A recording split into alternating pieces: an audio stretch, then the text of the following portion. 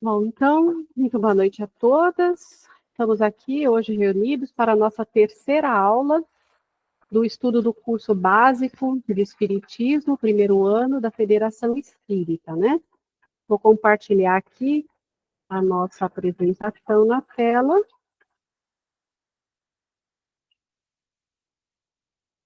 para que possamos dar início. Então, vamos lá. Hoje eu peço desculpas a vocês por estar fazendo aí com a câmera fechada, que eu estou com um probleminha aqui de imagem. Então, nessa aula de hoje, nós temos na parte A, elementos gerais do universo, na parte B, propriedades da matéria, na parte C, servir a Deus e a Mamon. E na D, as atividades corriqueiras, né, que hoje, ao final, nós iremos verificar as atividades da aula 2, que foi a semana passada. E aí nós temos aqui, nessa primeira parte, elementos gerais do universo, essa imagem simbólica aqui do universo, da galáxia, né? E começamos com o conceito Deus, Espírito e Matéria. Há séculos que a chamada Trindade Universal tem sido o fundamento do cristianismo, assim como de outras religiões. Historicamente, o dogma da Santíssima Trindade foi aprovado pelo Concílio de Nicéia, no ano de 325.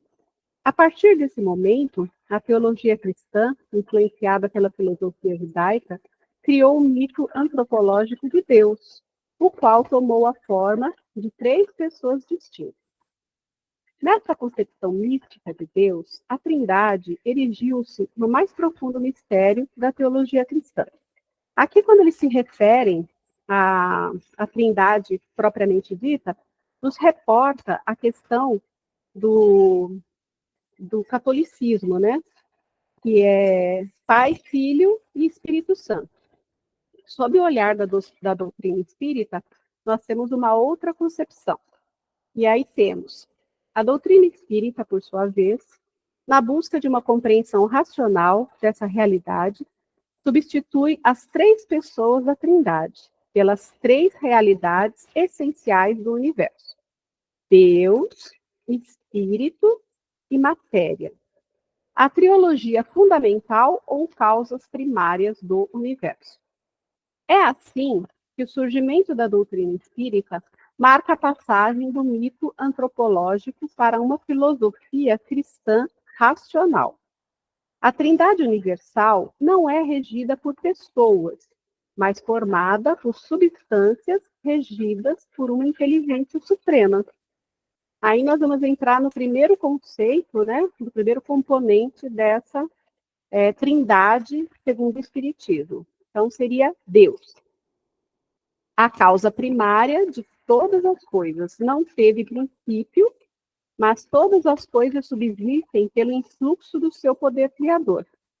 E assim sendo, espírito e matéria são os princípios ou causas de segunda ordem, essências constituintes do universo que marcam os primórdios da criação. Por mais distante que se possa colocar o início dessa obra, é inaceitável compreender Deus ocioso por um segundo sequer, conforme a pergunta 21 do Livro dos Espíritos. Então, nós vemos aqui que um desses componentes da Trindade, segundo o Espiritismo, que é Deus, permanece com o mesmo conceito que nós vimos nas demais aulas, né? Que Deus é a causa primária de todas as coisas, não teve princípio e também não terá fim. Porque se ele tivesse tido um princípio, teria tido, então, um criador, e ele deixaria de ser, então, o Deus criador de todas as coisas. Ou seja, ele é o criador incriado e tudo se origina a partir da vontade dele. O segundo componente é o espírito, que é o princípio inteligente do universo. Segundo o Livro dos Espíritos, pergunta 23. Por princípio, entende-se aqui o fundamento que dá origem ao universo, e nele permanece como essência universal. Portanto, por espírito, entende-se aqui o princípio da inteligência, abstração feita das individualidades designadas por esse nome. Livro dos Espíritos, pergunta 25A. Então, se Deus, que é um dos conceitos principal, né? Ele é o criador incriado e tudo origina-se dele, o segundo elemento, que é o espírito, foi criado por Deus e é o princípio inteligente do universo. O espírito é, dentro do nosso conhecimento atual, a única criação de Deus que contém o princípio inteligente.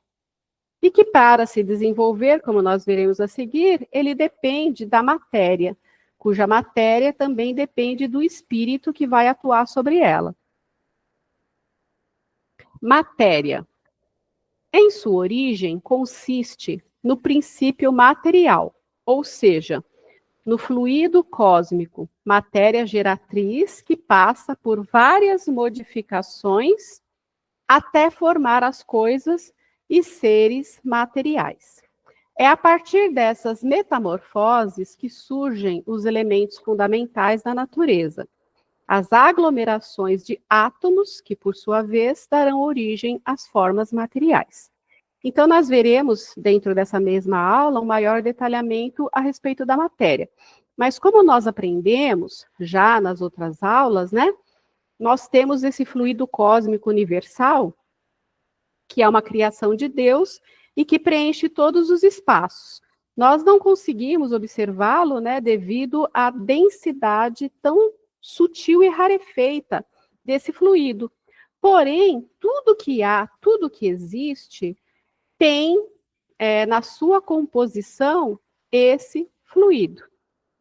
Então, é por isso que eu disse, né? Deus, que é o Criador incriado, criou o espírito, dotado do princípio inteligente do universo, que também, na sua composição, usou-se o fluido cósmico universal, e a matéria, que também é composta desse mesmo fluido cósmico universal, ela necessita do espírito que vai agir sobre ela para que ela possa se desenvolver, como veremos nos próximos slides, e Deus, como criador de tudo, através da sua vontade, faz com que os princípios materiais, que veremos a seguir, em determinados tipos de nomenclaturas, se juntem, se transformem, segundo a sua vontade no momento oportuno, para dar origem a tudo que ele criou desde então.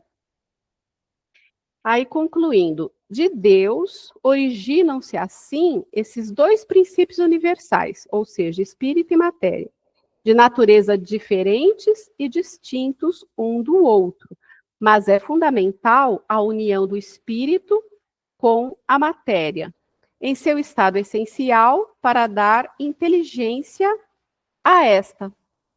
Livro dos Espíritos, pergunta 25. E, portanto, dar origem à multiplicidade de seres da criação. Então, vocês vejam que até mesmo na questão de manifestação no mundo, o espírito necessita da matéria, que é o nosso corpo físico, para dar inteligência a essa matéria e que para se manifestar. E através do espírito materializado pelo corpo físico, ele interage no mundo, interagindo, modificando a matéria e dando criação a diversos aspectos que vão constituir a evolução do universo, que a gente acompanha desde que o homem, com a sua inteligência, passou a modificar, né, digamos assim, através das civilizações, a matéria existente no mundo em que ele habita. Que no caso é o nosso de provas e expiações. Alguém gostaria de fazer alguma pergunta referente a essa parte A?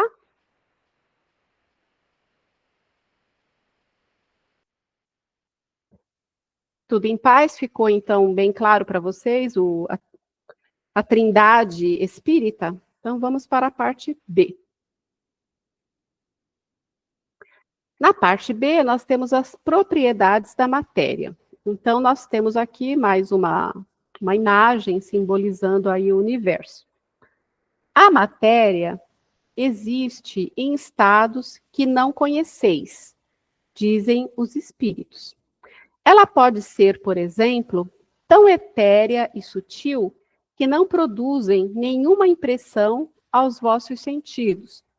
Entretanto, será sempre matéria, embora não seja para vós. Então, o que eles querem dizer?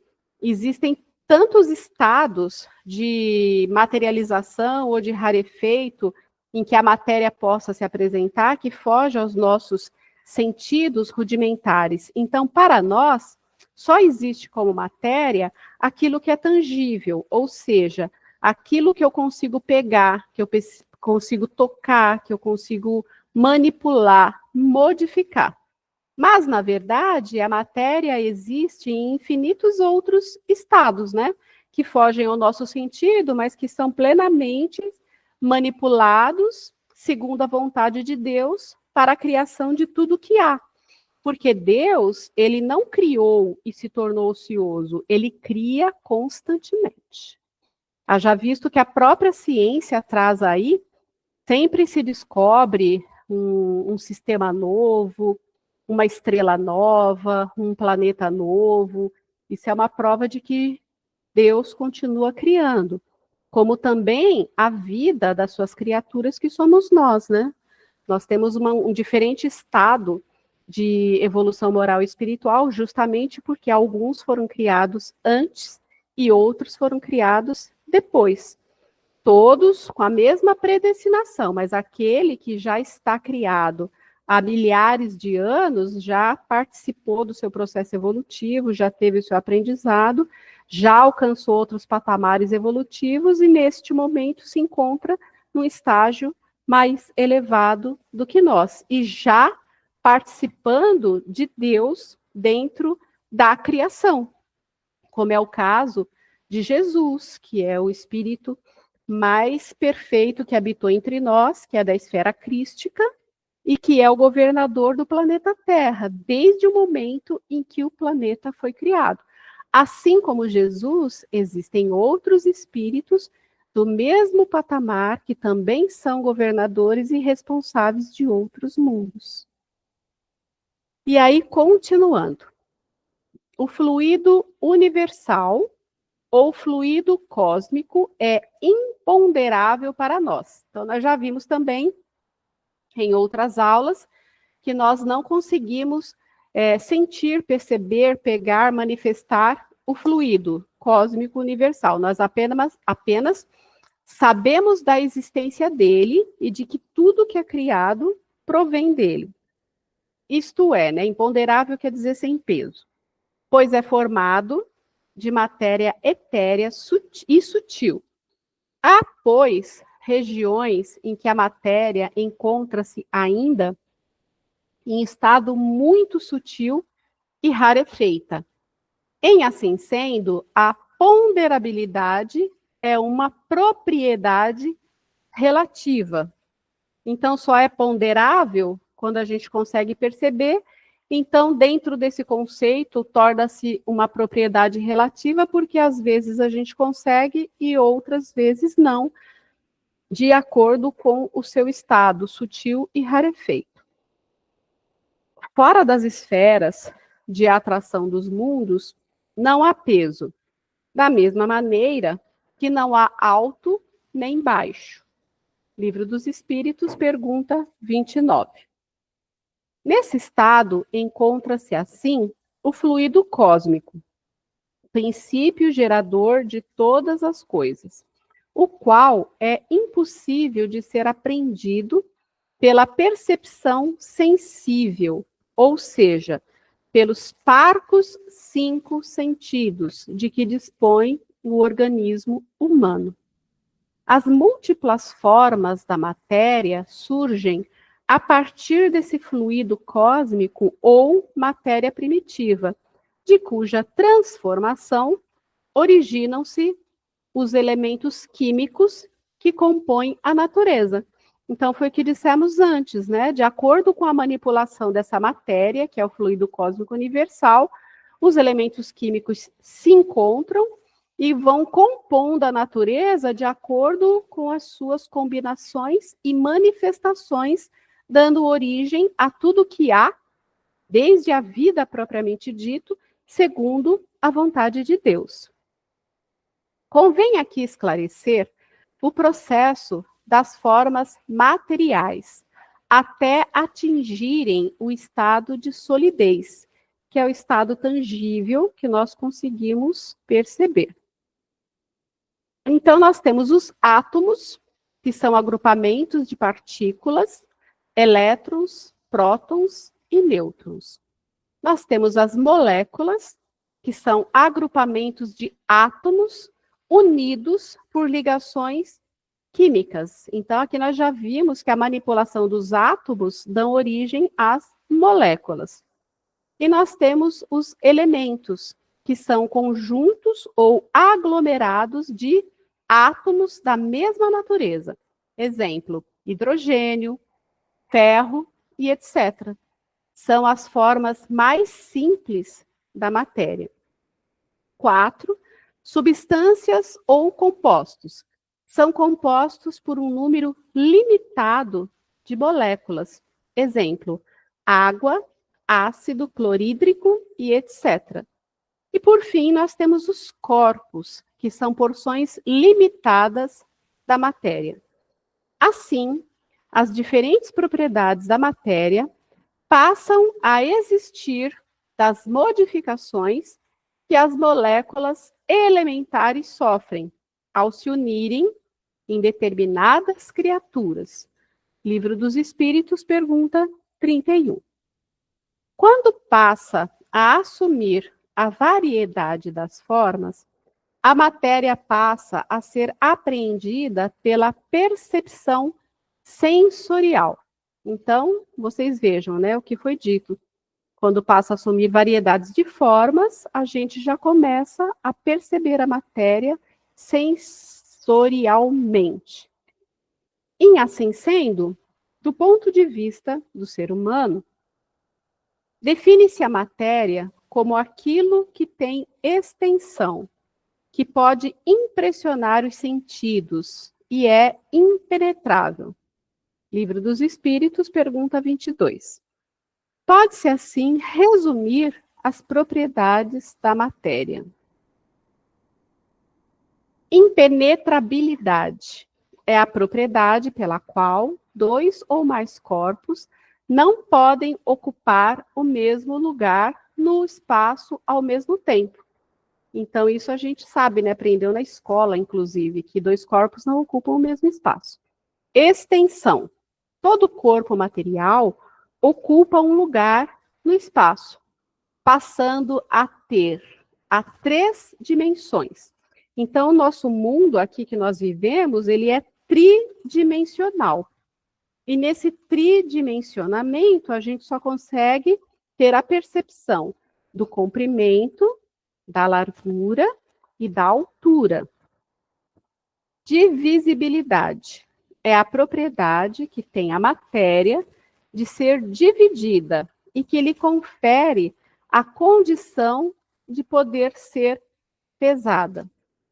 Além dessas propriedades primárias, a matéria primitiva, ao transformar-se, adquire outras qualidades secundárias.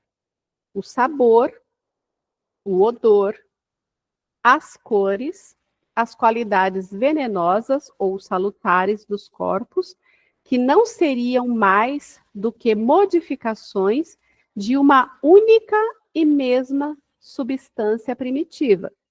Livro dos Espíritos, pergunta 32. No entanto, essas qualidades são apenas subjetivas, ou seja, elas não existem em si mesmas, mas só existem pela disposição dos órgãos destinados a percebê-las. Segundo o Livro dos Espíritos, pergunta 32. Então, devido a essas qualidades, a essa sutileza, essa subjetividade, elas por si, não existem por si mesmas, mas passam a existir pela disposição dos órgãos destinados a percebê-las, né? Que elas vão tomando uma densidade maior. Espaço universal.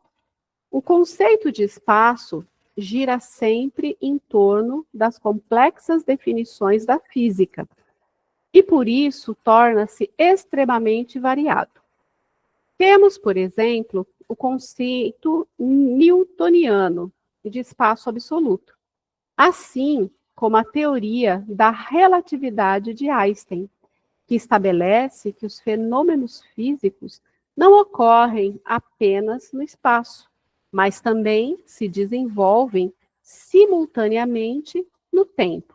Ou seja, os fenômenos físicos ocorrem no contínuo espaço-tempo.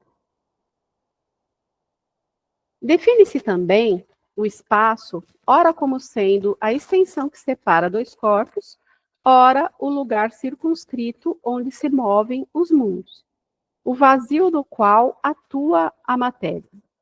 Na impossibilidade de um acordo unânime sobre tal conceito, do ponto de vista da ciência, a doutrina espírita vem ampliar o conhecimento humano. O espaço universal é infinito. Supondo-se um limite para o espaço, qualquer que seja a distância a que o pensamento possa concebê-lo, a razão diz que, além desse limite, há alguma coisa. Por ser infinito, então, sempre há alguma coisa. Até o limite que possamos alcançar, sempre existirá algo mais. E assim, pouco a pouco, até o infinito. Porque essa alguma coisa, mesmo que fosse o vazio absoluto, ainda seria um espaço.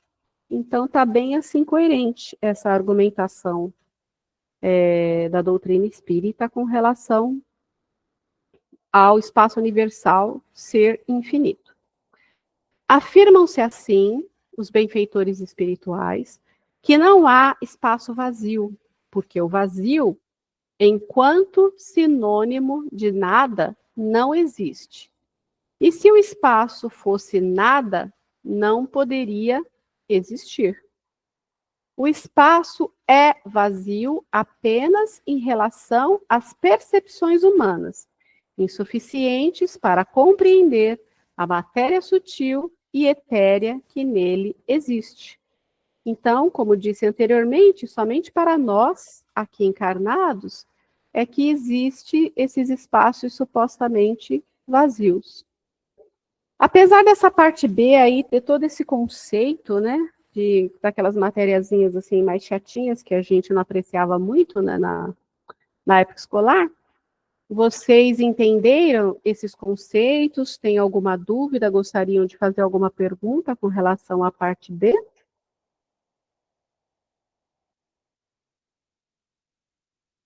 Ok. Então, vamos para a parte C. Servir a Deus e a Mamon.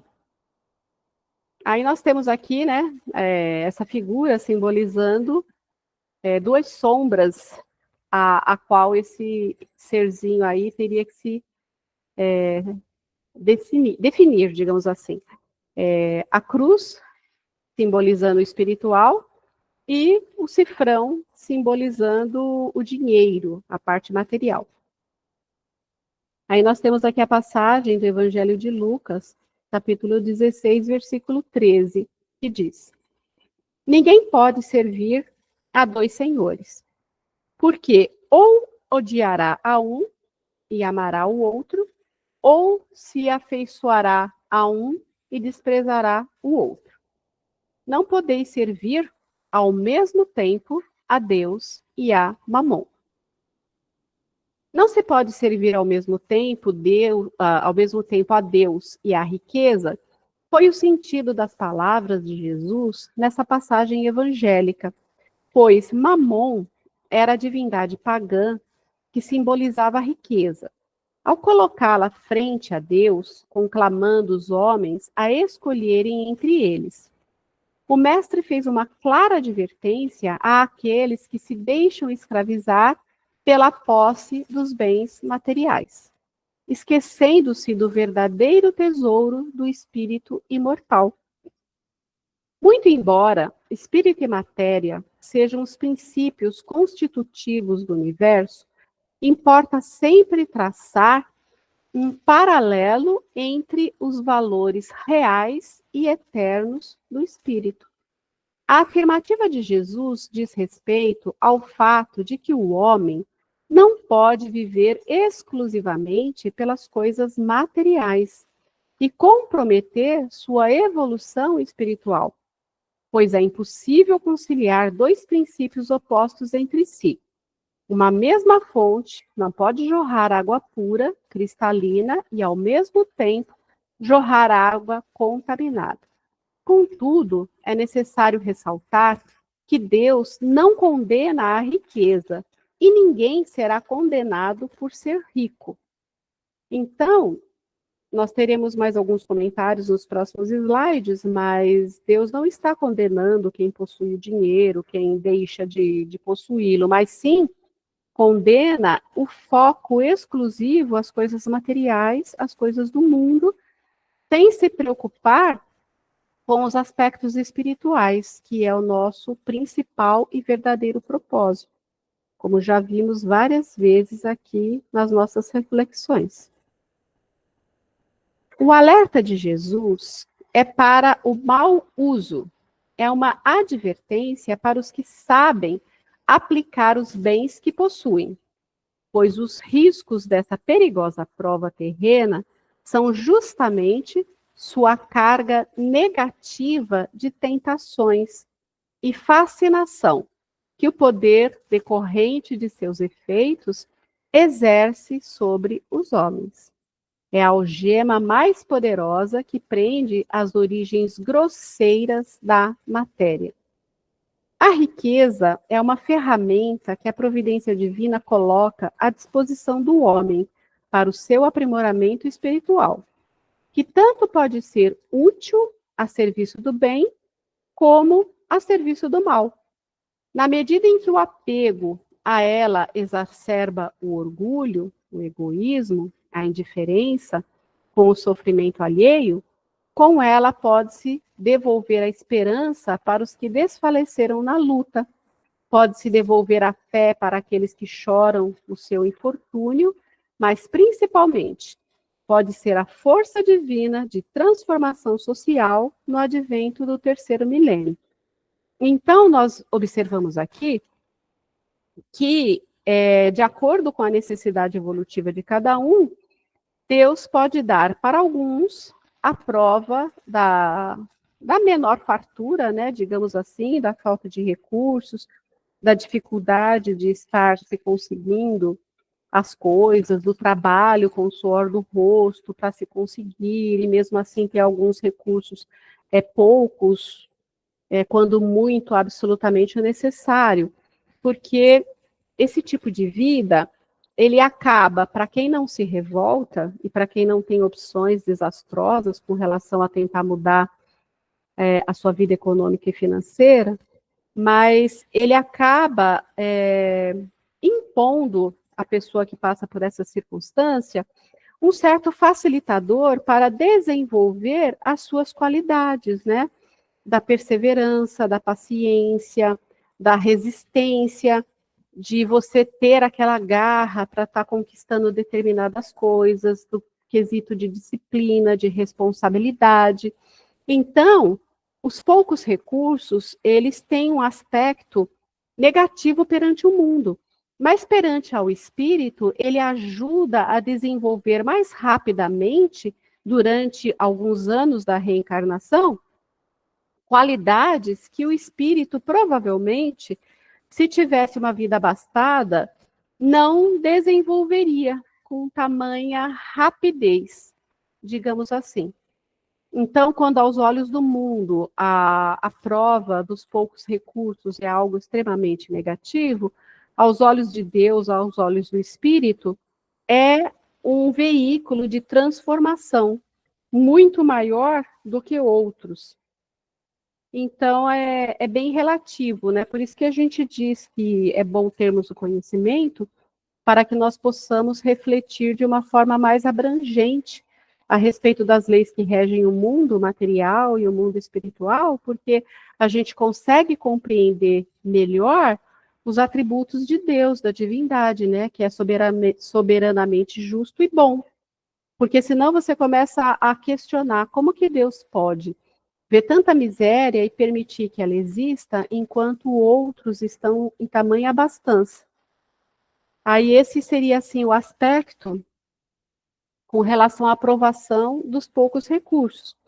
Enquanto que a riqueza, mesmo ela sendo também uma ferramenta, como diz aqui, da providência divina, ela representa uma prova muito maior ao ser encarnado.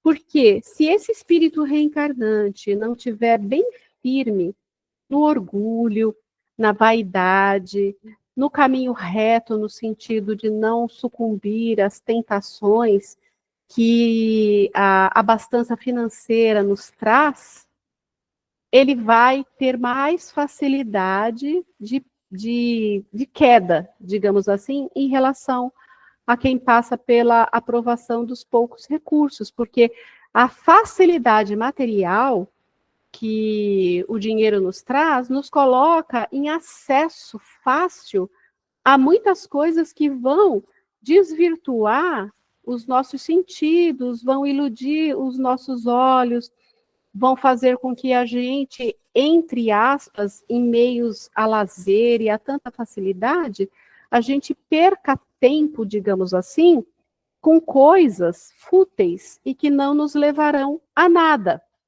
Porque a gente observa ainda, no período em que vivemos hoje, que nem toda pessoa que vem dotado da ferramenta da riqueza realmente a usa colocando à disposição dos outros, né? Então, vamos dar um exemplo. Se você tem ou você vem de uma família abastada e você, através do seu recurso, propicia melhorias à comunidade, trabalho para as pessoas dessa comunidade, com salários condizentes, sem exploração, com bastante benefício, colocando as obras sociais com relação à sociedade ali daquela comunidade, subsidiando o serviço médico, o serviço escolar, lazer e outras coisas, e principalmente o estudo, para que as pessoas possam se esclarecer, você vê que você está fazendo um bom uso da sua fortuna, porque ela está sendo usada não única e exclusivamente em benefício próprio e do seu núcleo familiar, mas ela está transbordando para a comunidade que você vive. Você está gerando recursos, emprego, dinheiro, movimento, e está propiciando uma vida mais amena para aqueles que passam pela aprovação de menor recursos. Então, você não só está multiplicando os recursos que Deus te deu como empréstimo, como também você está tornando a vida do seu próximo melhor e mais amena. Você, óbvio que não vai plantar no coração de todo mundo algum tipo de reconhecimento, mas você o terá de muitas pessoas. E para tudo que você desejar, vivendo nessa linha de amor ao próximo, com sinceridade de coração, alguém sempre estenderá a mão a você também, quando você tiver necessidade, seja nessa oportunidade reencarnatória, seja no plano espiritual, ou seja numa próxima oportunidade reencarnatória, porque tudo que a gente realiza não se perde, faz parte integrante do nosso progresso e falará por nós como um advogado, em qualquer lugar que nós estivermos. Então, vemos aqui, né? Não sei se eu terminei de ler esse parágrafo, mas vamos a ele novamente. A riqueza é uma ferramenta que a providência divina coloca à disposição do homem para o seu aprimoramento espiritual, que tanto pode ser útil a serviço do bem como a serviço do mal, na medida em que o apego A ela exacerba o orgulho, o egoísmo, a indiferença com o sofrimento alheio. Com ela pode-se desenvolver a esperança para os que desfaleceram na luta, pode-se devolver a fé para aqueles que choram no seu infortúnio, mas, principalmente, pode ser a força divina de transformação social no advento do terceiro milênio. Transformação social. Disse Jesus a um moço que lhe perguntava o que fazer para conseguir a vida eterna. Além de se seguir os mandamentos, se quereis ser perfeito, ide, vendei tudo o que tendes e dai aos pobres, e tereis um tesouro no céu. Evangelho segundo o Espiritismo, capítulo 16, item 2. Diante dessa recomendação, o jovem abaixou a cabeça e afastou-se, pois não tinha a intenção de se desfazer de seus bens. Dirigindo-se aos apóstolos, o mestre continuou seu ensinamento. Quão difícil é a salvação dos ricos! É mais fácil passar um camelo pelo fundo de uma agulha do que entrar um rico no reino dos céus. A palavra camelo, em hebreu, serve tanto para designar o animal, propriamente dito, como uma corda feita do pelo do animal. Na tradução, deram-lhe o primeiro desses significados, mas é provável que Jesus a tenha empregado com a segunda significação. O objetivo de Jesus, ao dizer ao jovem que se desfizesse de sua fortuna para segui-lo, não foi o de estabelecer uma condição necessária à renúncia da fortuna para alcançar o progresso espiritual, mas ensinar a colocar essas riquezas sob o manto da caridade e do amor universal.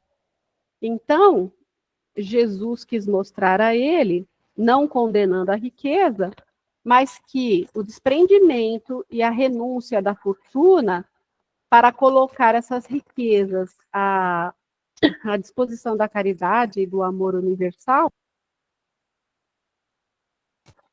respondendo à pergunta do próprio jovem, seria um alavancar da evolução dele espiritual, além de seguir os ensinamentos que eram dados lá na comunidade, na religiosidade que ele frequentava. Mais adiante, Jesus narrou a parábola do avarento, que, preocupado em acumular cada vez mais suas fartas colheitas, construiu enormes celeiros para a estocagem de seus bens. Feito isso, disse esse homem: minha alma, tu tens muitos bens, reservados para vários anos. Repousa, come, bebe, ostenta. Mas Deus, ao mesmo tempo, disse a esse homem: insensato que és, vai ser retomada a tua alma esta noite mesmo. E para quem será o que amontoastes? Evangelho segundo o Espiritismo, capítulo 16, item 3. Cabe ao homem trabalhar para a evolução espiritual e material do mundo físico, em decorrência da lei da reencarnação, como etapa indispensável para a aprendizagem do espírito. O trabalho cumulativo do ser humano, desde o seu ingresso no reino hominal, modificando a face do planeta através dos milênios, criando, desenvolvendo, acumulando conhecimentos e bens materiais, não significa pontos negativos aos olhos de Deus, mas é o caminho por ele traçado para o desenvolvimento do planeta, enquanto mundo de provas e expiações. Então, é o que nós vimos nas outras partes da aula, né? Que a interação do homem encarnado, onde nós temos os dois princípios, o espírito, que é o princípio inteligente, e o corpo físico, que é a manifestação da matéria, interagindo em favor do desenvolvimento do planeta e das demais criaturas, dentro da própria matéria, que é o que eu disse a respeito do progresso, da civilização e de tudo mais, compõe esse traçado, esse caminho traçado por Deus para o desenvolvimento do planeta, enquanto um mundo de provas e expiações. Então, não existe causa sem efeito, não existe nada ao acaso, tudo já é planejado por Deus. Nós é que desenvolvemos o planejamento divino de uma forma imperfeita, né, fazendo uso das nossas imperfeições. Então, é por isso que a gente fala, né, que a espiritualidade é perfeita e é maravilhosa. Tudo que tem que deixa a desejar provém do homem, que faz parte dela. É na prova reencarnatória da riqueza que o homem burila seus sentimentos, corrige suas imperfeições, resolve os conflitos de vidas passadas em luta pela posse insaciável dos bens terrenos, em detrimento da caridade e do amor ao próximo. Então, quando o homem detém o poder da riqueza, mas ele vive para si, para um núcleo fechado, e não visa a verdadeira destinação da riqueza, digamos assim, né? Ele coloca em detrimento a caridade e do amor ao próximo, então ele estará falhando nessa conjuntura. A sabedoria divina utiliza nas provas terrenas de seus filhos a pobreza para uns como prova de paciência e resignação, para outros proporciona a riqueza como prova de caridade, humildade, renúncia e desprendimento. Os tesouros acumulados no mundo pertencem a Deus. O homem é apenas o seu administrador, e serão cobradas contas do bom ou mau uso. Infeliz daquele que os empregou apenas para sua satisfação pessoal. Então, é isso que nós vemos na parábola do homem avarento, né? Ele focou apenas o lado material, só a questão de acumular bens, e que, inadvertidamente, o seu espírito foi chamado para regressar à parte espiritual e ele só trabalhou, não usufruiu, não participou desses bens com as demais pessoas, ou seja, não teve sucesso na sua prova reencarnatória. Ensinam os espíritos sobre o desapego aos bens materiais. Sabei contentar-vos com pouco. Nesse sentido, volto a dizer, Deus não condena a riqueza, Deus não condena que nós nos esforcemos para que a gente possa ter uma vida mais confortável, ter um teto, poder ter uma disponibilidade financeira para um lazer, para um passeio, para a gente poder se alimentar melhor, para poder dar mais conforto para a nossa família. Mas a gente também não pode olhar somente para si, né? A gente tem que praticar caridade, auxiliar as pessoas que têm menos, e assim sucessivamente. Então, quando Deus diz para a gente se desapegar, é no sentido de não ter o comportamento da parábola do avarento, de só pensar em acumular, acumular, acumular, acumular, acumular, contando como se a gente não fosse ser chamado a qualquer momento para a pátria espiritual, como se a gente tivesse todo o tempo do mundo para poder usufruir daquilo. E a parábola mostrou para ele que realmente ele não tinha. Quando ele achou que já tinha acumulado o suficiente, ele foi chamado a voltar. Então, esse saber e contentar-se com pouco não quer dizer que é mais meritório você se contentar com o pouco que você tem e acreditar que o ensinamento de Deus é nesse sentido e que você vai ser louvado com relação a isso. Não.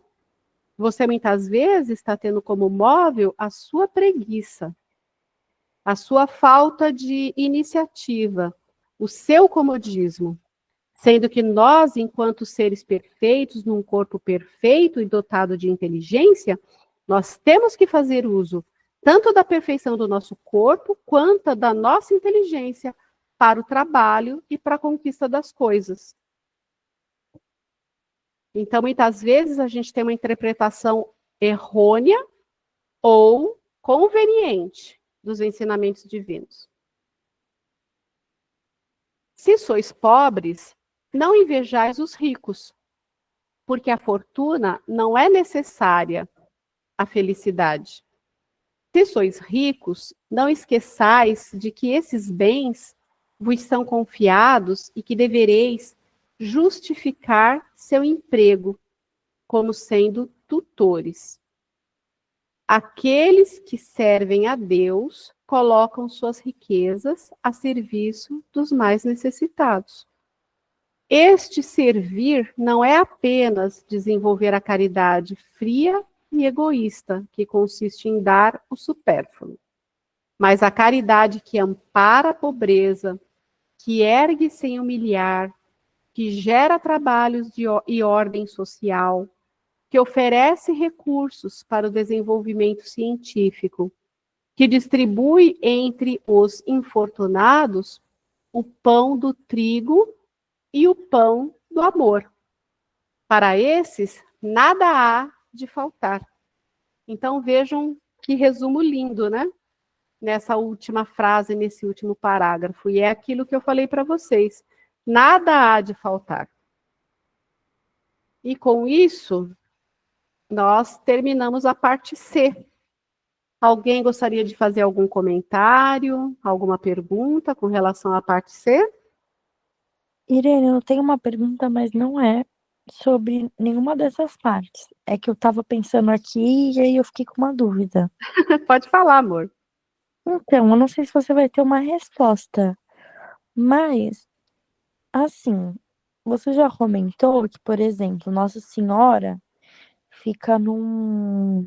Como que chama? Colônia. Numa colônia espiritual. E aí, aonde Deus fica? Veja bem, eu devo ter comentado com você que Nossa Senhora, Mãe de Jesus, ela desenvolve inúmeros trabalhos no plano espiritual. A gente sabe que ela tem atividades no Hospital Espiritual Maria de Nazaré.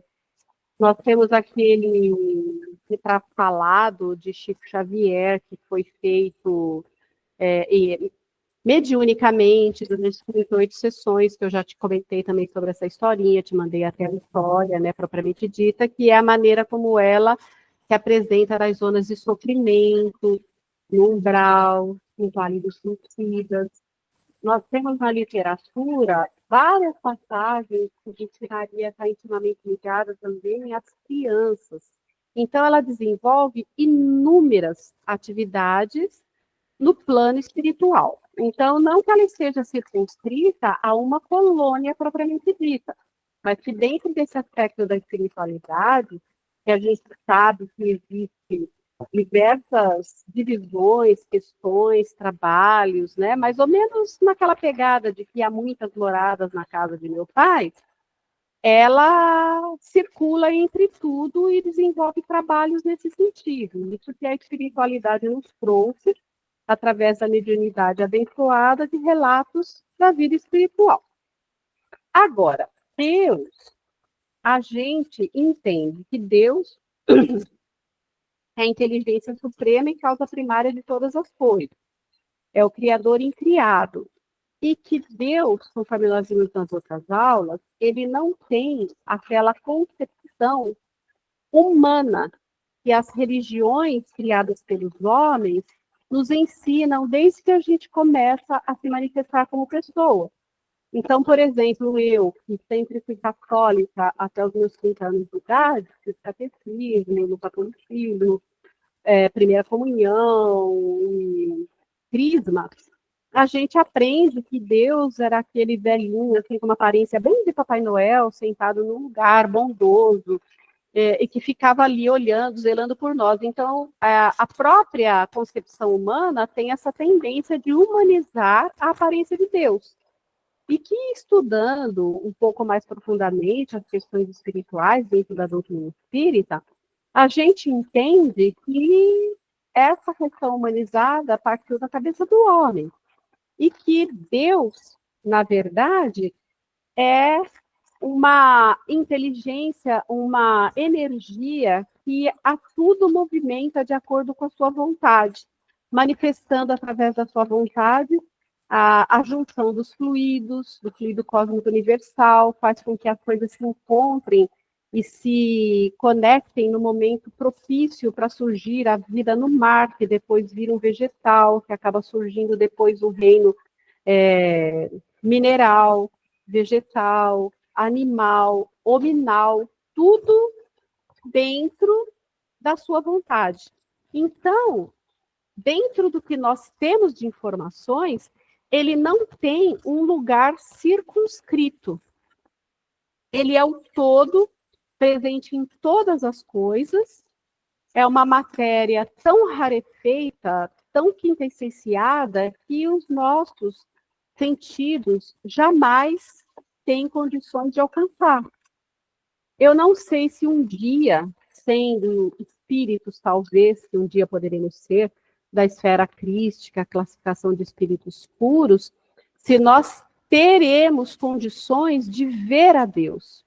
Porque, pensa bem, nós vemos relatos dentro da doutrina de que, muitas vezes, um espírito missionário, como Chico, por exemplo, quando ele vislumbrou um outro espírito que foi reencarnado nesse mesmo planeta de provas e expiações e que tem uma luz, uma elevação grande, supostamente até igual ou maior do que Chico, que estava encarnado na época, era um resplandecer tão grande que quase você não via a forma de tanta luz e que muitas vezes a pessoa até achava que poderia cegar.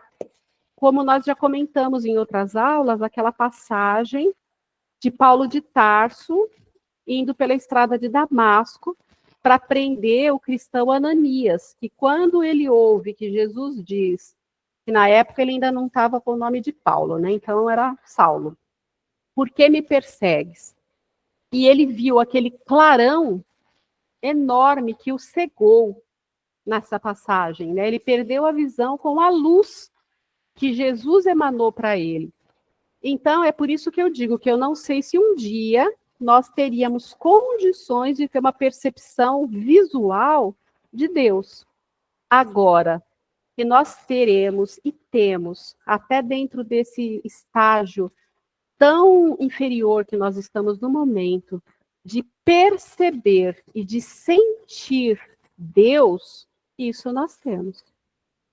Quando nós nos embasamos na nossa fé, quando nós exacerbamos o nosso sentido nessa confiança, e com amor nós elevamos o nosso coração em prece, e nós nos sentimos gratos por tudo que a gente vê no mundo, que são milagres divinos, e quanto mais a gente aprende um pouco, e quanto mais a gente tem condições de contemplar a natureza, mais nós temos certeza da existência de Deus e da sua onisciência e da sua onipresença.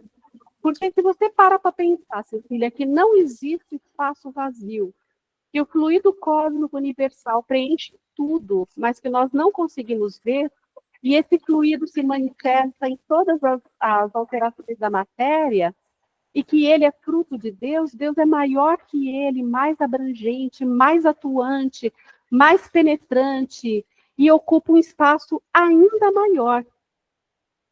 Então, eu não sei se eu consegui responder a sua pergunta, mas essa é a minha visão das coisas que eu tive condições de estar à frente, de aprender e de conceituar até hoje. Irene, você respondeu, mas aí me veio outra pergunta. E Jesus? Aí Jesus já é um naipe menor, né? Jesus é o que mais veio, o espírito mais perfeito que reencarnou entre nós e que nos traz os ensinamentos que mesmo passado mais de 2000 anos ainda está bem atualizado devido à nossa imperfeição. Mas se você for comparar Jesus com Deus, Jesus ainda é muito pequeno em relação a Deus, né? Mas Jesus é infinitamente grande em relação a nós. Jesus é infinitamente grande do que há muitos outros seres que habitam os diversos mundos que a gente não tem o conhecimento e a vivência, mas que a gente sabe que existe. E Jesus, como eu falei, ele é o criador e o governador do planeta Terra.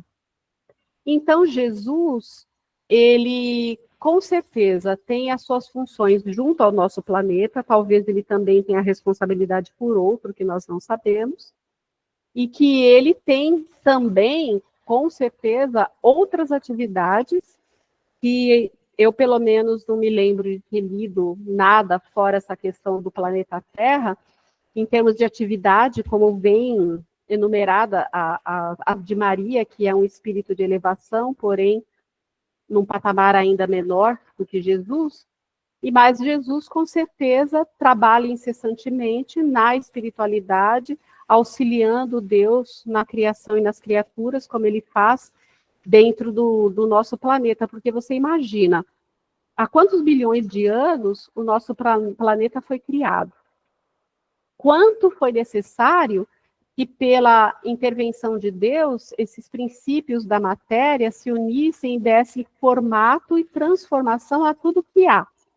Isso desde a composição sólida e da separação da água e do resfriamento da terra e da crosta terrestre, da formação dos continentes e da vida propriamente dita, né, que já existiu mais, primeiro a parte vegetal, depois vira animal e depois o homem, para chegarmos no conceito de hoje, Jesus já estava à frente disso tudo desde então.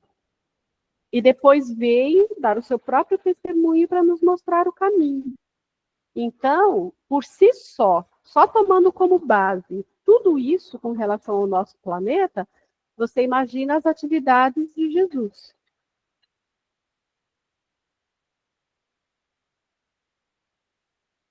Irene, posso fazer mais uma pergunta? Pode, querida. Então, é que eu tô pensando nisso aí, desses lugares ainda, e aí eu lembrei de uma imagem que eu vi na internet, que eu não sei se é verdade, né? Porque não dá pra acreditar em tudo que a gente vê na internet. Que tava assim, era tipo o planeta Terra, o Brasil, era algum mapa assim, e aí tava lá, colônias espirituais. E aí eu fiquei pensando, aonde ficam esses lugares espirituais? Então, Cecília, isso já é mais fácil. Eu já vi também na internet, e eu não sei se o desenho que você viu é uma representação da realidade, mas existe literatura espírita psicografada que relata quais e onde se encontram as colônias espirituais no Brasil. Então, a gente ouve muito falar do nosso lar, porque é mais famosinho, por conta que o Chico comentou, e foi psicografia lá do André Luiz, que trouxe os conhecimentos e tudo mais. E virou filme, então é algo mais difundido, mas existem inúmeras colônias, não só para os seres humanos desencarnados, como também tem colônias que abrigam os animais. E aí a gente pode até fazer uma perguntinha aí para o Google e chegar a esse livro, que pode trazer um detalhamento maior a respeito de cada colônia e das suas atividades e da localização. Mas sim, existem essas diversas colônias e elas são mais próximas de determinados estados dentro do Brasil, e dizem que quando a gente desencarna, também por uma questão de sintonia energética, mas também de proximidade, a gente é direcionado para uma colônia mais próxima do lugar onde a gente viveu e desencarnou. Agora, como que a gente consegue ocupar, entre aspas, dois lugares ao mesmo tempo, como a gente viu nessa aula, que isso não é possível em termos de matéria? Você sabe que existem dimensões paralelas, né? Então, quando a gente fala, a gente está na terceira dimensão, que é o 3D, que eu falei no início da aula, que a gente só consegue mensurar largura, comprimento e altura. Isso é 3D. E existe a quarta dimensão, que a gente recebe da espiritualidade a informação de que é a dimensão onde vivem os desencarnados. Então, nesse momento, do meu lado, do seu lado, do lado de cada integrante aqui desse grupo, pode ter um espírito participando da aula ou não. E nós não conseguimos vê-lo, porque ele é feito de uma matéria mais rarefeita, que ele perdeu o corpo físico, e os nossos olhos físicos não conseguem visualizar, salvo algum olhar mediúnico, que eu, por exemplo, não tenho. Mas, Irene, aí ele tá na quinta dimensão ou na terceira? Esse espírito está na quarta, que Ah, é uma na dimensão. quarta. Nós estamos, digamos, na terceira, ele está na quarta, que é a dimensão espiritual, só que ela existe com uma linha muito tênue em relação à nossa, e nós não conseguimos perceber. Mas nós não estamos ocupando o mesmo espaço. É como se fosse, sabe aqueles shoppingzinho assim do Brás, que tem aquele montão de biombo lá, aqueles que você entrou, tá vendendo blusa, saiu dele, entrou no outro, tá vendendo calça? Então, é mais ou menos assim, a gente está próximo, tem uma certa interação, mas nós somos separados por essas dimensões. Então, as colônias espirituais, elas também estão numa dimensão que não é a nossa. E aí, dependendo do estágio evolutivo de cada uma dessas colônias, é que estão as dimensões que elas podem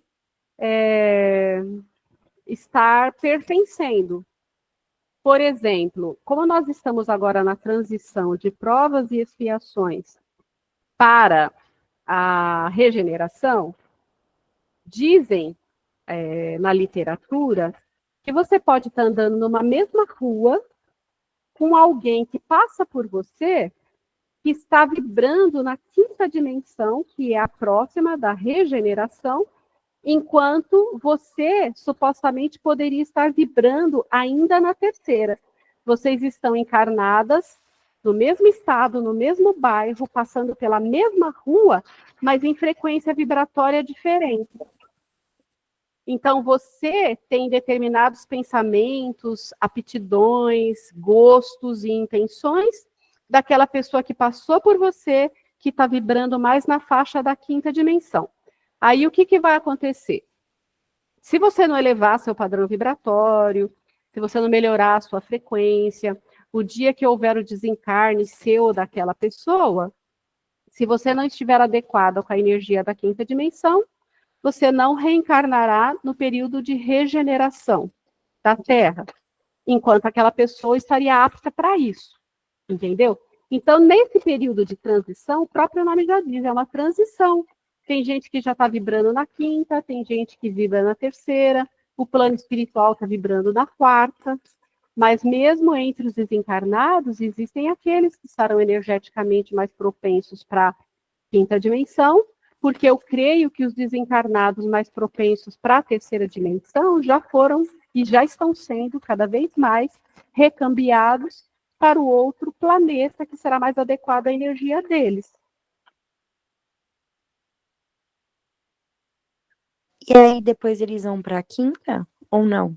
Todos nós vamos progredir, nós vamos para a quinta, nós vamos para sexta, sétima, oitava, nona dimensão. Existem inúmeras dimensões, conforme o número aumenta, mais elevado é.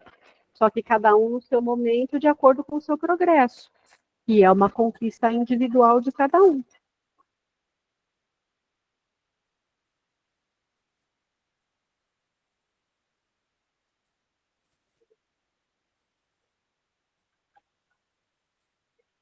Deu para entender ou bagunçou mais, Cecília?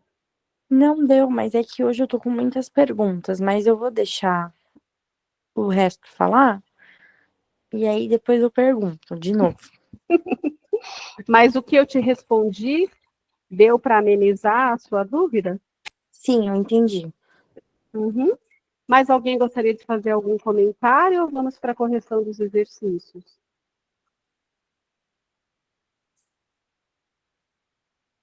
Então, vamos para a correção dos exercícios. Deixa eu deixar de compartilhar aqui a apresentação. Voltar para o nosso visualização aqui. E vamos, então, para a correção dos exercícios da aula 2. Então, hoje, nós temos a Silvia, que fez na semana passada, antecipado o exercício de hoje, né? Sim. A Angélica, creio que tem também as respostas, né, Angélica? Tenho sim, gente. E a Selminha, conseguiu fazer, amor? Sim. Então, tá. Então, vamos lá. A primeira pergunta. A formação primária das coisas é obra do acaso? Comente. Quem gostaria de fazer? Eu posso fazer? Pode, amor. Eu pus assim, não, pode ser obra, não pode ser, não, pode ser obra do acaso, pois se assim fosse, essa ideia não haveria harmonia e os desígnios evidentes no universo, que nos revela poder inteligente e superior, identificando como Deus a inteligência suprema e a causa primária de todas as coisas. Tá certo? Tá certo, perfeito. Tá bom. Quer fazer a segunda também, Silvia? Tá bom, vou fazer. Conhecer Deus é tão somente questão de fé? Eu pus assim, desenvolva, eu pus assim. Não, é só questão de intelecto. Viver a vida em propósito, em comunhão e atributos com vontade divina. Tá certo? Tá. Só complementando, eu coloquei a resposta assim. Não.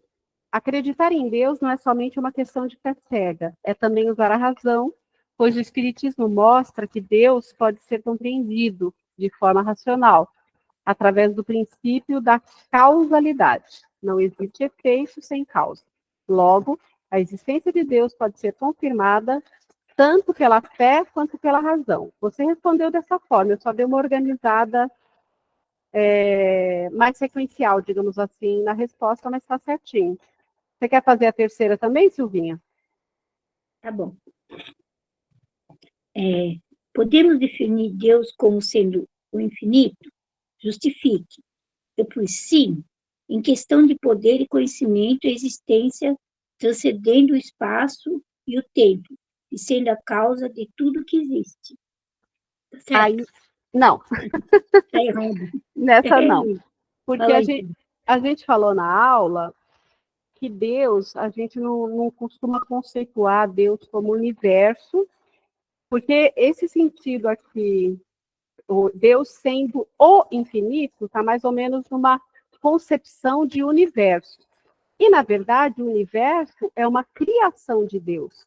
Então, se a gente definisse Deus como sendo infinito, como sendo o universo, nós estaríamos atribuindo o Criador e a criatura como uma coisa só, mais ou menos como acontece no conceito do panteísmo, que nós estudamos na aula passada.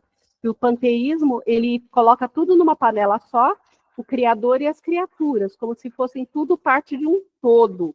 E, na verdade, não é assim. Deus criou tudo e as suas criaturas são independentes, né? São diferentes dele. Então, eu respondi assim: podemos definir Deus como sendo infinito? Não. Justifique. É uma definição incompleta, estaríamos confundindo o atributo, qualidade, característica com a essência. Deus é mais do que um conceito abstrato de infinito. Ele é maior do que qualquer palavra que conhecemos. Agora, a quarta questão, quem gostaria de fazer?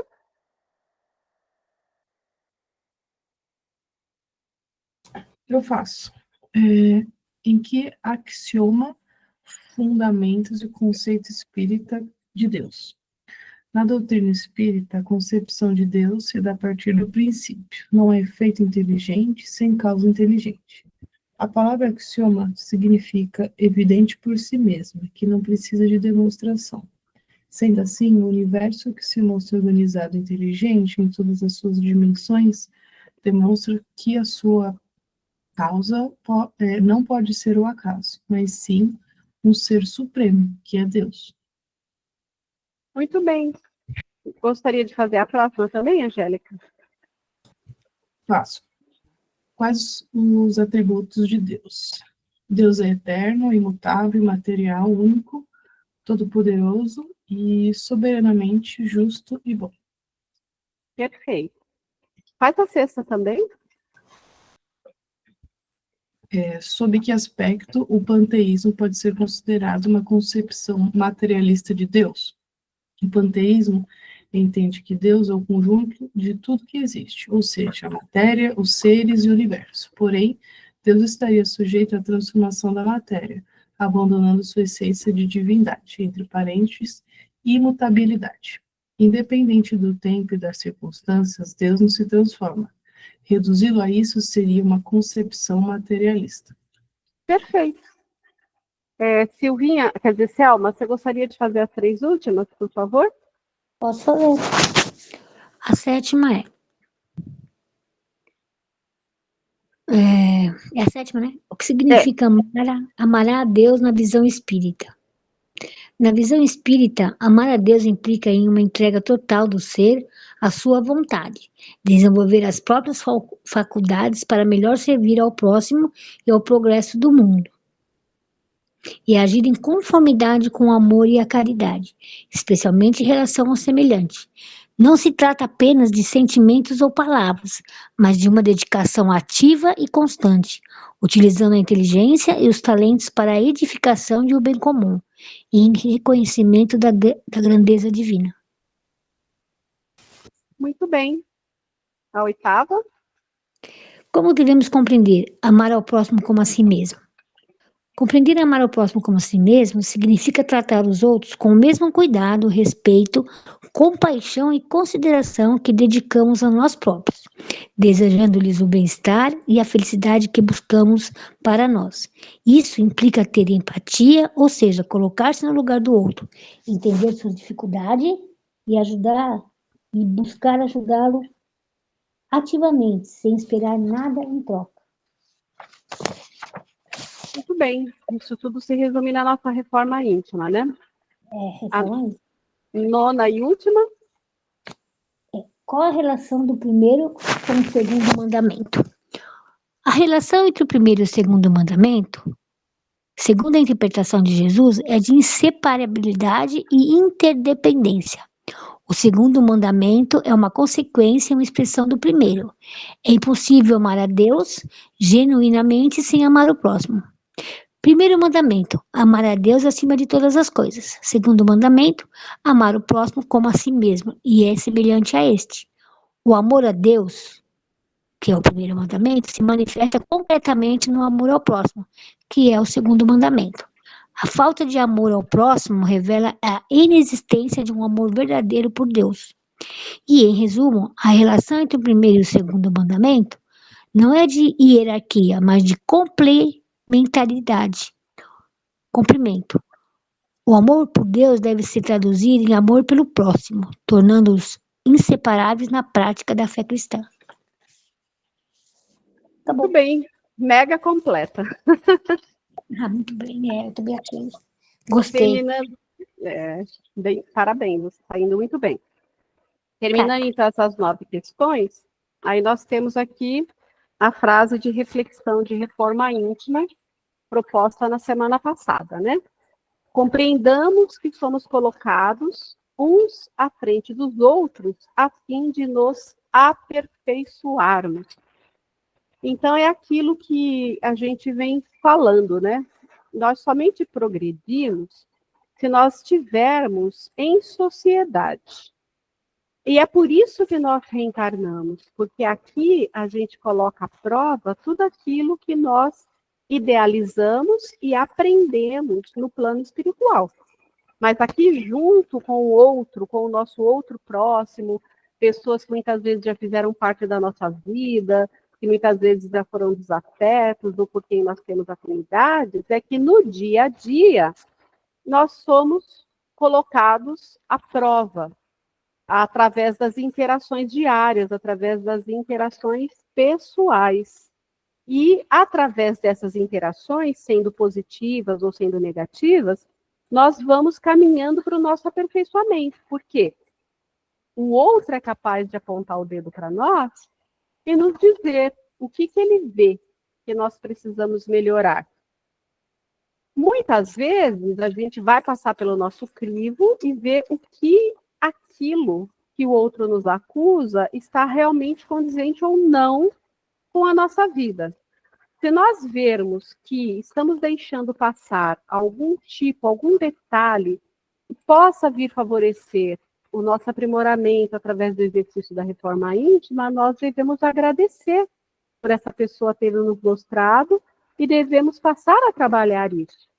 Agora, se depois de um grande exame de consciência, que muitas vezes até deve ser repassado pelo crivo num segundo momento, porque às vezes a gente não enxerga, mas você sentir no seu coração, na sua vida, na sua prática diária, que você não é daquela forma como a pessoa te colocou, te apontou, te acusou, pode ser também que essa pessoa esteja te vendo sobre as lentes dela, com questões que ela própria tenha que resolver.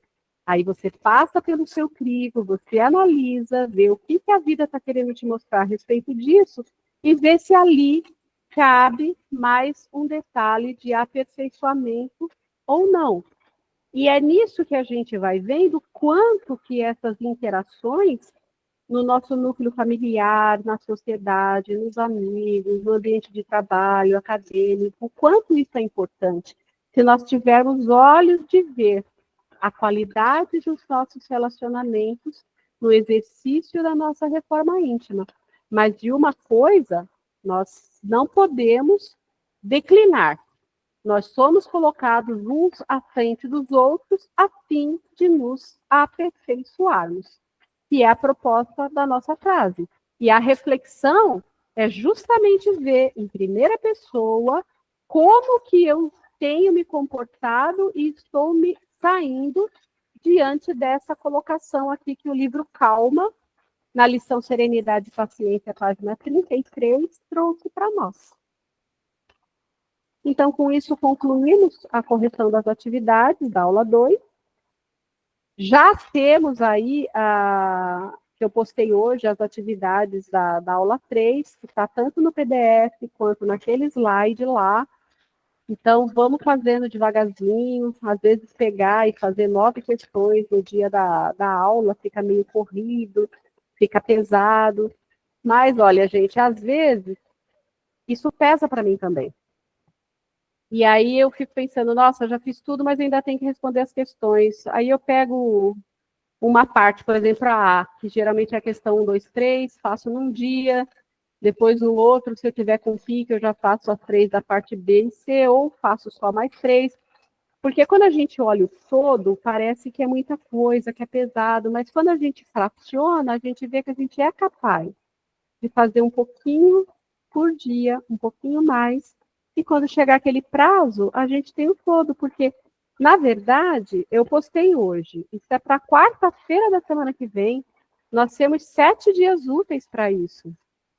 7 dias úteis é quase 1,3 ou 1,2 de pergunta por dia. Não é muito. É igual eu falo lá muitas vezes na casa espírita, né? Você tem 7 dias da semana com 24 horas e não consegue destinar 2 horas para se dedicar à reflexão, a uma palestra, a um passe ou a uma aula, como o dia de hoje. Nós temos 13 pessoas inscritas e temos 7 pessoas aqui presentes. Tem pessoa que vem com frequência e que não veio hoje, como a Eliana, deve ter tido um imprevisto. Mas a gente sabe que é um caso pontual, ela está sempre. Mas e os demais? Né? Então, cabe essa reflexão. O que nós estamos fazendo do nosso tempo? A quem estamos dedicando? Como o tema de hoje, né? Servir a Deus ou a Mamon. E é isso. Então, mais alguém quer comentar alguma coisa? Ou podemos partir para o encerramento?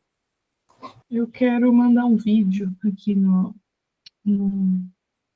nesse chat de conversa aqui que a Cecília falou de quarta dimensão. E aí, como o Espiritismo vai também de encontro com a ciência, tem um vídeo muito interessante do Carl Sagan, que é um cientista, que ele explica bem didaticamente essa questão das dimensões. Vou mandar aqui. Pronto. Será que eu consigo Quantos minutos ele tem? Você está sugerindo que a gente veja depois ou agora? Cada um pode ver individualmente. Acho que acho que ele tem 10 minutos. Ele Ah, explica. tá. Então a É. gente tem que copiar esse link ou abrir numa segunda aba. Uhum. Eu vou abrir aqui numa segunda aba do meu computador e vou ver na sequência. Então, para fazer isso, gente, é só colocar o mouse em cima do endereço, clicar com o lado direito do mouse e abrir numa nova guia. Depois eu coloco do grupo esse link aqui, para quem não conseguir ter a oportunidade de ver. Obrigada Coloca no grupo. Falou. Obrigada pela contribuição, viu, Angélica? Obrigada mesmo. E, como sempre, eu agradeço a participação de cada uma de vocês que estão fazendo esse esforço em estarmos aqui todos juntos hoje, sem o qual esse propósito de estar realizando essas aulas, de estarmos deixando gravado, não seria possível. Eu vou ver se eu consigo disponibilizar a aula antes de eu sair, mas se eu não conseguir, fiquem tranquilas que até o final da semana eu ponho. Então, mais uma vez, obrigado. Agradecemos a espiritualidade, a nossa egrégora do Exercitando o Amor, por tudo que recebemos. E rogamos que Deus possa nos dar uma noite de refazimento, que possamos ter uma noite tranquila e que possamos despertar amanhã para as nossas atividades com toda essa energia maravilhosa que dispomos nesse momento. Então, uma boa noite a todas e um grande beijo cheio de gratidão. Boa noite, gente. Boa noite. Boa noite. Boa noite. Boa noite, pessoal.